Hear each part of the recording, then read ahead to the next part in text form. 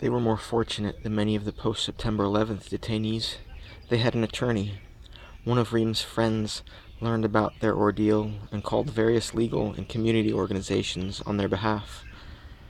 After being incarcerated for 2 weeks, Rasha and her family received their first visit from an attorney affiliated with a local Arab American association. Later, a well-known civil rights attorney took up their case, and one of his associates would visit them regularly and update them on progress. Meanwhile, they watched attorneys affiliated with the Council on American Islamic Relations float by the prison, trying to locate others who had been swept up in the mass arrests. But prison still terrifies.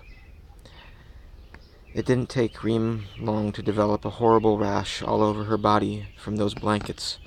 One night, when everyone was asleep, Reem couldn't take the itch and pain any longer, and she began knocking on the glass. 2 officers were talking on the other side, and Reem began pleading with them to come out. "I need to tell you something," she said. "Come out." The glass moved sound only in one direction. The officers could hear her, but she couldn't hear them.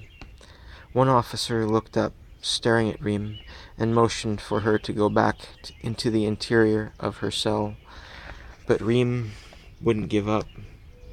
She kept knocking louder and louder. "Come here," she yelled.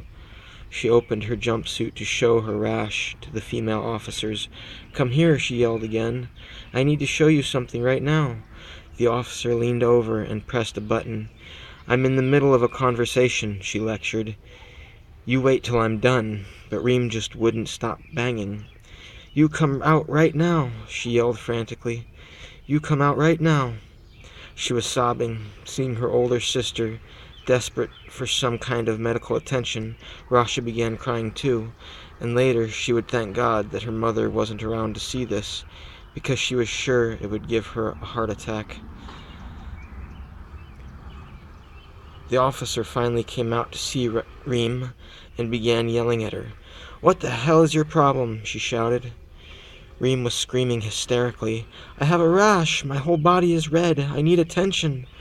Rasha watched the officer. She wasn't the least bit sympathetic, she thought. Eventually, she made a medical call. But the incident stayed with Rasha. She couldn't get it out of her head. She kept seeing the officer's reaction replay when she closed her eyes.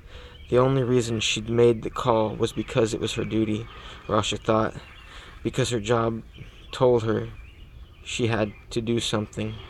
It was not out of any feeling for Reem's suffering, not because she too was a human being, beasts acting like gods.